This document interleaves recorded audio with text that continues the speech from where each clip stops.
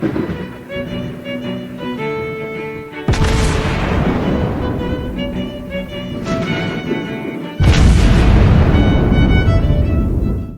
everyone, and welcome back to World of Warships Blitz with Terry.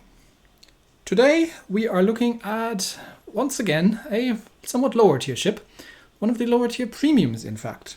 This is the Arkansas. Now, yes, I know this isn't pronounced Arkansas, even though that the other place is pronounced Kansas. And yes, this is kind of one of those little trips that you get on the English language, but this is actually a native name, so I think that's where that comes from. It's definitely Arkansas. I'm not mistaken again on that one. Yeah, Arkansas. This is was really a Wyoming class battleship, and the Wyoming class was a design from the beginning of the 20th century. And was a successor to the Florida class of ships, which we don't actually get. Now, we do get Florida, but it's not the actual Florida. It's a make-believe Florida. And at the time, the Navy actually wanted to start switching to 14-inch or 356mm guns because, well, the British did so, or almost did so, and they just kind of wanted to keep up. But the Bureau of Ordnance, which was responsible for designing and making such guns, said, nope, we will not be doing that because A, we don't have any, and B, we don't need any, because battleship engagements are not going to happen on a range exceeding 8 kilometers. And at that range, the 12-inch guns or 305mm guns are perfectly capable of penetrating anything that's out in the ocean. So 14-inch guns are stupid. No one's going to ever need more than 640 kilobytes of memory. And we shall not be doing it because it would delay the whole thing by 2 years. So there was a bunch of designs. One of them that actually later became the New York, which we see at Tier 5. But the Wyoming class was built with 12 305 or 12-inch guns. Also, that meant that the ship could be relatively small and fit in the existing shipyards, which is always an issue when you're trying to increase the size of your battleships. You actually have to make a shipyard that fits into it. Now, Wyoming and Arkansas were both refitted somewhere in the interwar period quite extensively. And Wyoming didn't survive the naval treaties, but Arkansas actually did and survived the Second World War as well. Did some shore bombardment, some convoy duty, and actually ended up being having the somewhat dubious honor of being nuked. Because, well, that's a story for another day, really. The Operation Crossroads, we're really going to have to make an old video about this. But she ended up being put on top of a nuke and then get blown up. And when I say blown up, I mean that in a very, very literal sense. So, yeah, that was the unfortunate end of this ship. So, what do we have in game? Well, for once, we don't actually. Let's compare them. Let's compare the Arkansas and the Wyoming. So, because the Wyoming obviously being the tech tree ship at Tier 4. And interestingly enough, the Wyoming has more hit points. The Wyoming is more maneuverable than the Arkansas. The guns are completely identical. The 305mm 50 caliber length guns, which were a bit punchier than the 45 caliber length guns they had previously. The Arkansas has more secondaries. And the reason for that is that this isn't the refit version. This is the original version. We'll look at that more in a little second. The Wyoming has, we could say, an excuse for anti-aircraft guns, really, but she has some. The Arkansas does not, because this is the original design. This thing was built at the time when nobody yet had even any ideas that you could ever build planes that would do something about ships, and everybody was firmly of the opinion that battleships were the future, and something like anti-air is really quite unnecessary. So we do see this here. Like if we're just gonna look here, she still has these two masts. Like I forgot what it was called, but there's a certain name for this sort of structure here. She did get tripod masts in an actual refit. And she did get a bunch of AA cannons fitted. Now, I'm not 100% sure if you're looking at these little, it's difficult to see because I can't zoom in any further, but I'll do it in post. If you're looking at these little kind of raised platforms here around the center line of the ship, that looks suspiciously like anti-aircraft guns to me, because the secondaries are down here.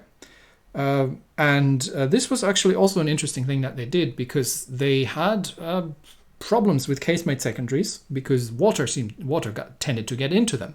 So they wanted to raise them a little bit. But they discussed actually putting a forecastle onto the ship, so like a bit of a structure in the front, and get the secondaries in there. But that would have caused, given how heavy these things are, would have caused too much stress on the internal structure. So they actually kind of created this raised, mid structure here. Like they effectively pulled the forecastle all the way through the ship and lifted the secondaries up by a couple of meters, such they don't get splashed on all that much. So this is the original configuration of this ship. That's why she's got more secondaries and absolutely no AA whatsoever, and is, well, you could argue a worse ship than the Wyoming. Because once again, it's not a huge difference, but the Wyoming actually has more hit points, has better maneuverability than this ship, better engines, and actually has AA, all at the cost of 5 secondary guns. So, it's still a pretty ship though, and it's got a lot of history to it. So why? It's a low tier premium. It really doesn't matter all that much, I guess. But how have we set her up? I have put the main battery mod 1 in here to get a bit better turret traverse, because the turrets are not the best when it comes to that. And it actually gets our traverse up to 5.4. So given that this is a reasonably maneuverable ship, because it is quite small, that seemed like a good idea at the time. I do have the propulsion mod here. You could use damage control, but she doesn't have much fire flooding resistance. It gives you an additional percent point. It's not a huge difference. And I have used the steering gear mod because, once again, a tank build doesn't quite make sense at these tiers, because you just don't have the base values. Because once again, this is not 15% points. This is 15%, right? So if you look at the base values, she already has she's got a 12.7%, so it's maybe she will be getting it up to 15% or something, but it's not a huge difference in absolute numbers. Which brings us to the elite bonus, actually. That's from the Camo, the increase that you've seen. But you could take torpedo nets here to get torpedo damage reduction up. But you're in tier 4. If you know how to, if you know the WASD hacks that you can actually turn your ship left and right, you're not really gonna take a lot of torpedo damage. But yeah, I've gone for a little bit more hit points here to compensate for that, and you can actually get the historical camo for, I don't know how much it is, but it wasn't that much. So this is something that gives you additional hit points. It gives you range and dispersion on the mains, which is very good. And it gives you a bit more torpedo damage reduction. So yeah, if you wanted to, you probably could set her up for torpedo defense and get it kind of over 15%. It would be a valid choice as well. Personally, I'd rather do it this way, because this way you can get the turn time on the rudder almost under 10. Well, not quite, but at least under 11. And that's not a bad thing to start out with. I have a commander in here who generally tends to sail on the North Carolina, which is kind of where I stopped on my personal account with the American battleships. And there's nothing surprising here in the commander skills, really. But the ship doesn't have any ship skills. It's a tier 4 ship, but it's a premium. So if you want to play tier 4, you can get your commander in there and do these sort of things. Anyway, let's get into a battle or two. In the first round, we are in center control on Golden Channel. Oh dear, and it's mid-tier. Actually, it's low tier, I'd say. We are bottom tier. We've got a Langley on the enemy team, but we don't have any AA, so nothing we can do about that one.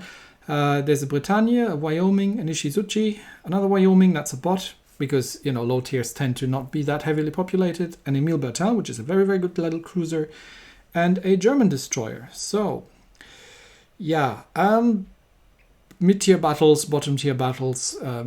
can be a bit quirky. So, you know, if you see someone doing something completely weird or off track, then don't be too harsh, because, you know, you can be at tier 4 within a day of playing easily. So a lot of these players might have, you know, never really played the game or are just really learning still. So we are going to head into the Center Cup eventually, because here comes another part that is a bit weird about the Arkansas. The Arkansas, I think, does what, like 18 knots, which is actually less than she was historically capable of, because historically she did, I think, over 20.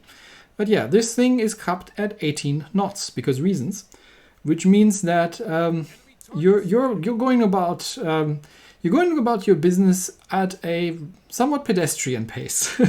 Let me put it that way. So yeah, we'll head over to the capture circle and eventually make our way into there. The enemy destroyer seems to be in there, and the carrier is actually scouting. So I'm not usually calling this out, but it's a tier 4 battle, so I'm actually, you know, kind of gently reminding my team that the round thing on the map is where you're supposed to be in. And not where you're not supposed to be in. Now we've got a broadside Emile Bertin to shoot at, which is generally a very, very bad idea for the Emile Bertin. The problem is at this range, these guns aren't going to really be hitting very much. But we're giving it a good try anyway. And well, we've got 4 hits out of 12 guns. It's not great, but it's also not terrible. Okay, we've got a Frenchman to shoot at, and there's also Wyoming. So we are going to angle in a little bit. But the Britannia is looking at this and saying, nope, I'd rather take my chances with the island. And everybody, I mean, it's not just our team that doesn't quite generally get the idea of capture circles. The enemy team is none the better. The carrier is trying to carrier snipe. Obviously, you're playing low tier battles. You get that more often than not. And they haven't really figured out yet that that's not the best use for their carrier to have. Everybody else seems to be running away. Except for that Wyoming, who seems to be wanting to come out for a fight. So we're going to get some gunshots out at him. But yeah, these 305mm guns are not bad. Oh, V170 spotted. They're not bad, but they're not going to do a great deal of damage generally. Alright, so destroyer spotted. Okay. Advanced hacks enabled. I am now going to move my ship forward and get ready to switch over to the high explosive. I'm not sure if he's actually seen me, but we'll start getting some shots off. Yeah, he's still been trying to torpedo the bot, but these things reload reasonably quickly. So now that we're actually moving forwards, we're gonna do another advanced hack and turn the ship around. Yeah, you haven't expected that, have you? And my gun's almost reloaded with high explosive, and that should be the end of that thing. So back to the armor piercing. Yep. All right.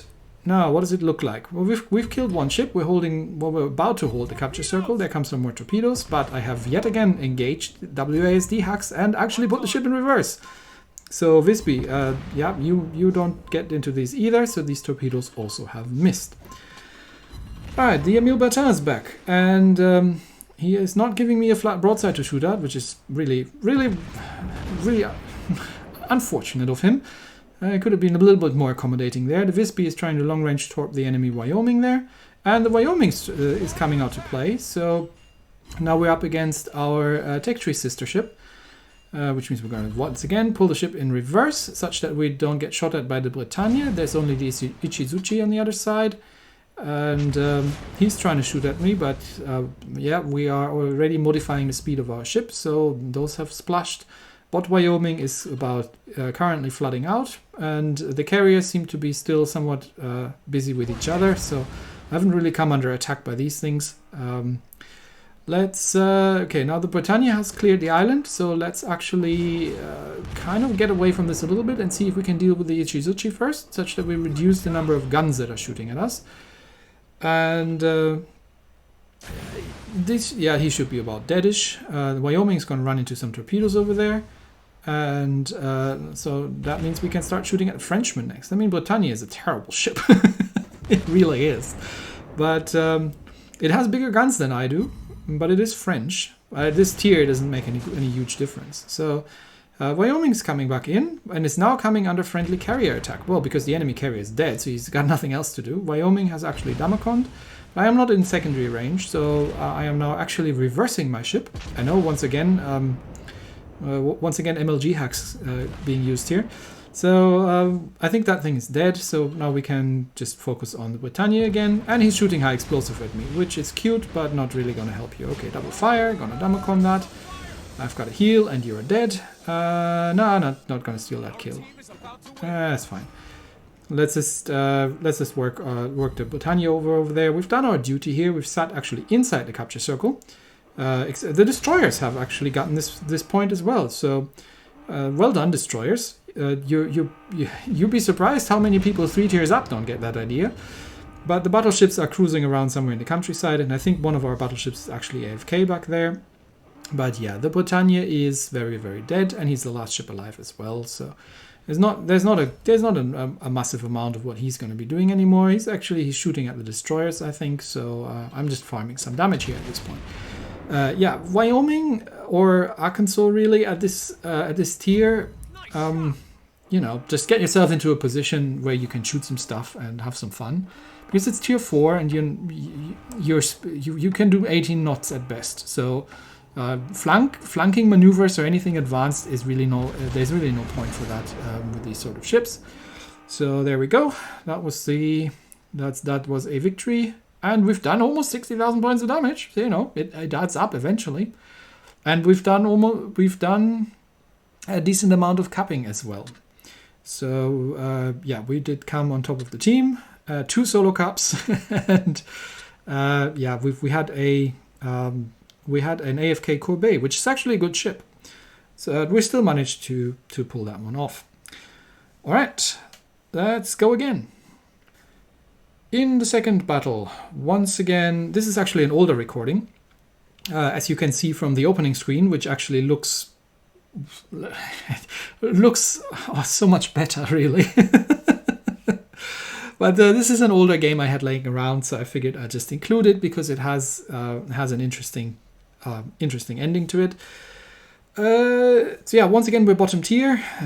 Zuiho, Kongo, König, Courbet, Orion, Kotowski. I can't even remember what that was. That's the replacement of the Molotov, isn't it? Or something like that, like the new mid-tier Soviet cruiser thing. And a Danae on the enemy team. So no destroyers, which is good. And lots of battleships, which is also good. Carriers, not so much good, because this is a tier 5 carrier, and that thing actually has torpedo bombers, which can, you know...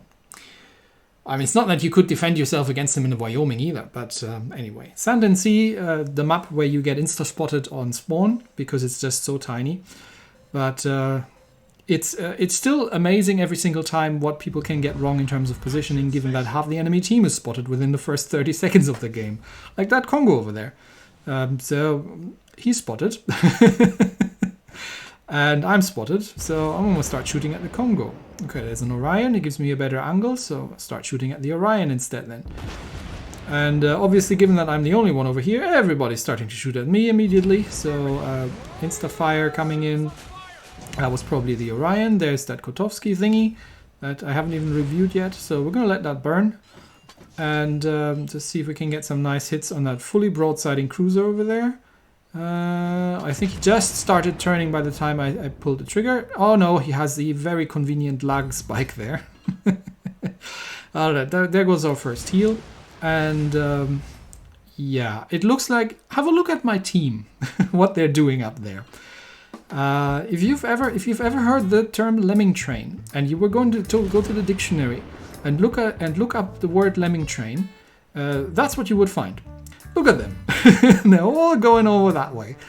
So I'm very much alone at this flank, and I've got a Danae and a Congo to play with.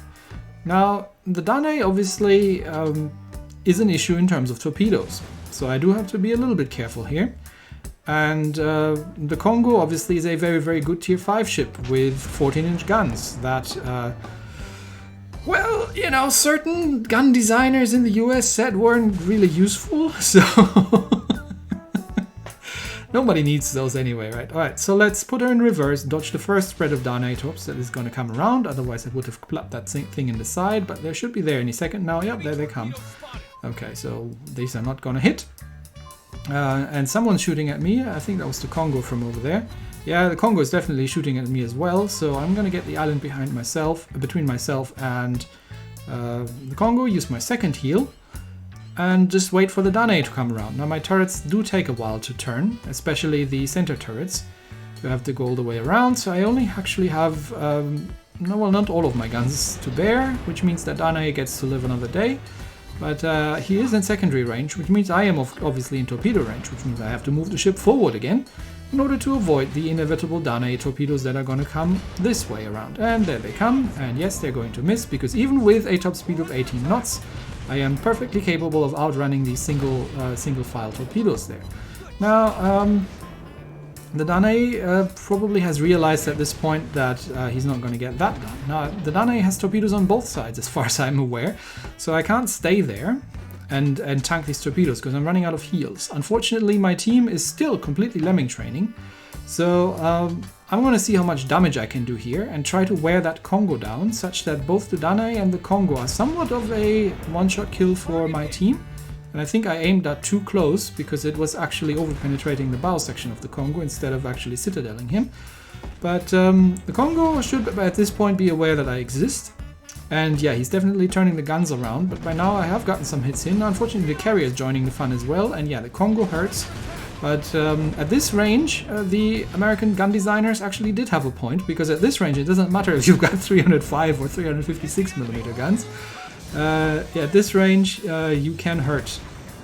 So I wish I could get my guns turned around and blunt the Dane, but I'd rather do more damage to the Congo to make it maybe possible for some of my team to one-shot kill him. Double Citadel in the Congo. The Dane's torps actually hit the Congo, because I've used him as a torpedo shield.